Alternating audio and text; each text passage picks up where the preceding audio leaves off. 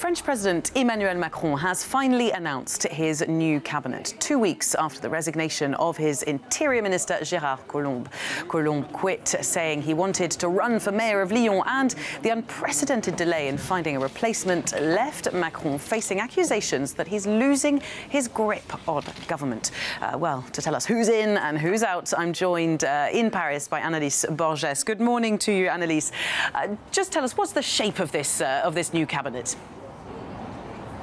Well, a large reshuffle has been announced here in the French capital. As expected, Emmanuel Macron has chosen to change a couple of ministries: the Ministry of Agriculture, the Ministry of Culture, and the Ministry of French Territories are all going to be changing hands. But of course, the one ministry that everybody has been talking about, the Interior Ministry, the one that sparked this entire crisis since the departure of Gérard Collomb, is the one job that everybody wanted to know who was going to inherit. And we have now a name, Christophe Castaner, a name that had been circulating for quite a few days now as one of the top contenders for the job. And here in France, many people say that the reason for Castaner to be such a qualified candidate, if you will, is because he is one of the most loyal allies of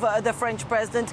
Castaner used to be Emmanuel Macron's spokesperson during the presidential race. He was also the government spokesperson during the first year of Emmanuel Macron as a president, and had been serving as the chief officer of this party that Emmanuel Macron founded, the République En Marche.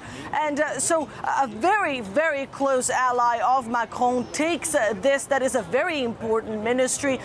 Christophe Castaner, who's not the most popular politician within Emmanuel Macron's circle. Many people during the presidential campaign called him tactless and even dishonest. Many pointed out to the fact that this former socialist was opportunistic in his choice to join En Marche movement of Emmanuel Macron.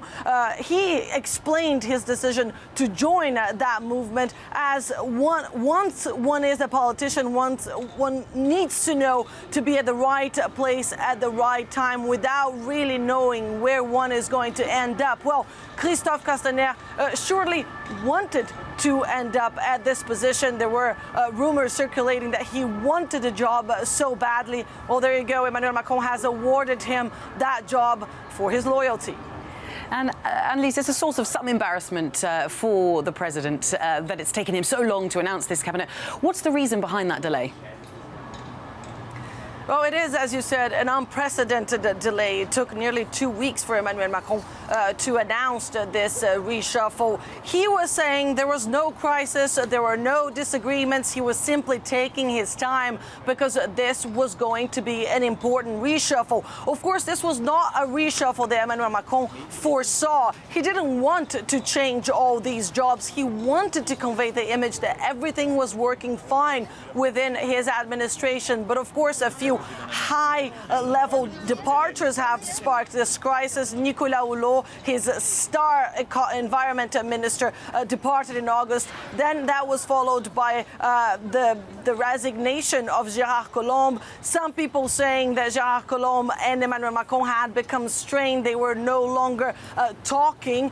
Collomb had actually communicated that with a few people in his entourage, saying that there were very few people left that could actually speak directly to Emmanuel Macron. And those words were echoed by the First Lady, Brigitte Macron, and that is according to a report by the daily news Le Parisien here in France, that saying that the First Lady is also having trouble communicating with the French president, saying that he's not listening to anyone, that she needs more people to tell some truth to the French president. Annelise, thank you very much. Annelise Borges in Paris. Now, the mystery surrounding the disappearance of the Saudi journalist Jamal Khashoggi has taken yet another turn.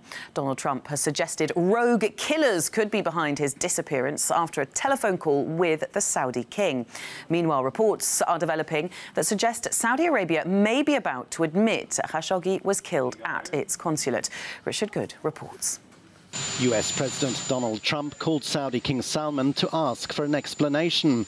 The reply suggested that if Washington Post columnist Jamal Khashoggi was killed inside the Saudi consulate in Turkey, the hitmen were rogue killers.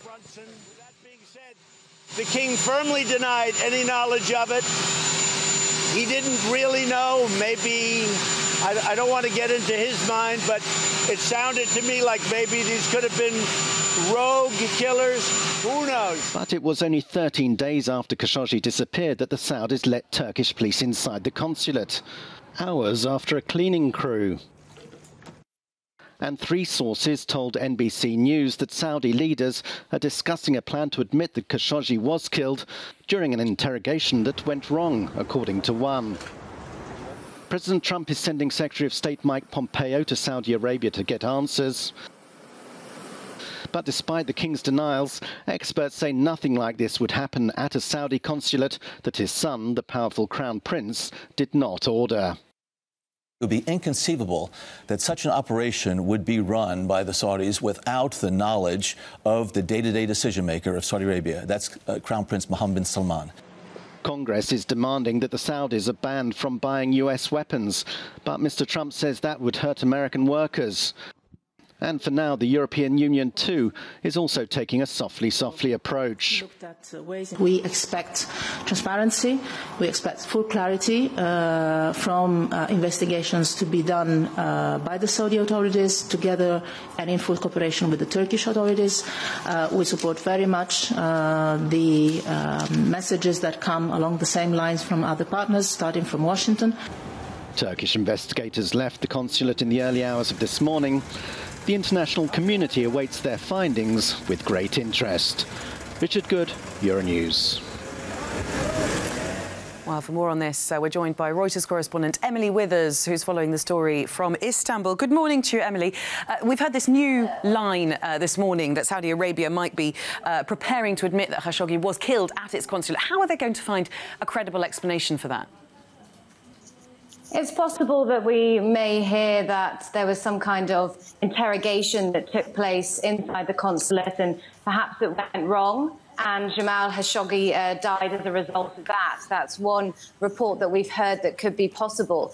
I should say, though, that 2 weeks into his disappearance, we still don't have very much official on-the-record comment of exactly what happened inside the consulate. There's no body. There's no CCTV footage of him leaving. And there has just been an awful lot of speculative leaks and sources speaking to the press and very little official comment of exactly what went on there.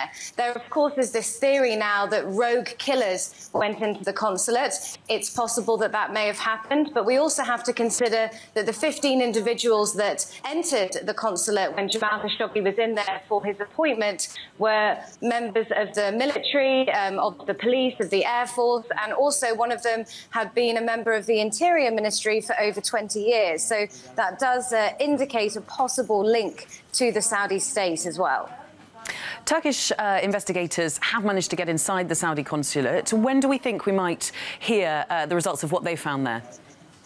That's a very good question, and I noticed your reporter there at the end of your report there said that the world is waiting for answers, and we haven't really had any briefings throughout this investigation where the police will come out and tell us where things are going on this. So it's just not clear when we're going to get any official remarks on what's been going on in this investigation. We know that the team of investigators were inside the consulate last night for 9 hours. They worked through the night. They only left just a couple of hours ago in the very early hours of the morning. One of them was a Turkish prosecutor and the rest were Turkish police. What they've discovered in there and when we're going to hear about that is really anyone's guess. There is also a lot of talk about this recording that Turkey has of the interrogation and alleged murder. There was a theory that it was recorded on the Apple Watch that Jamal was wearing when he entered the consulate, but tech experts have pretty much thrown that out. They've said it's fairly impossible that that could have happened, and many here are now saying that it's more likely that Turkey had the consulate bugged, and that's how they have managed to get this recording from inside on that day. All right, so still plenty more to try and find out. Thank you very much, Emily Wither in Istanbul, bringing us up to date there.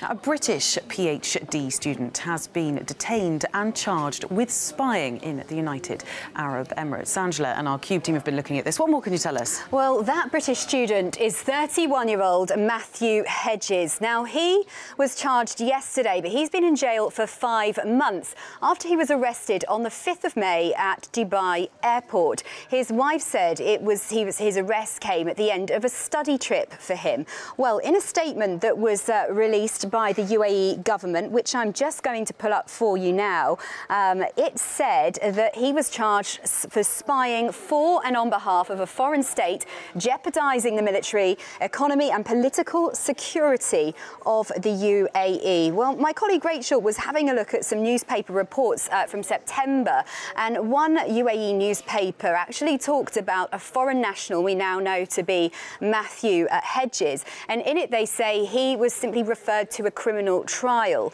Now, today they reported that he had confessed, and they attribute that to the Attorney General in the UAE. And we also found this tweet from last week.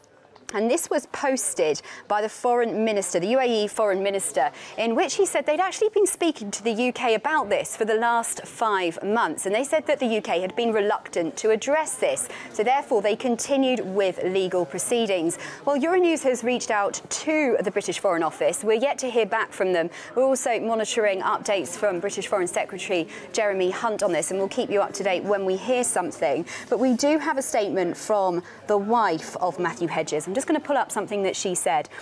Now, she said that actually, that as far as she's aware, the trial will resume on Wednesday, October the 24th, and she hadn't been informed of the charges. And in that statement, she also said that he'd only been allowed 2 consulate visits since he'd been arrested on the 5th of May, which she says violates his rights. Well, Euronews has also tried to contact the university where he's been studying his PhD. Now, on their website, they haven't got back to us, but on their website, they do have him down as a research student in the School of Government and International Affairs, and they list his research interests here. So this is what we have so far on this story. It's developing, and we'll keep you up to date on it.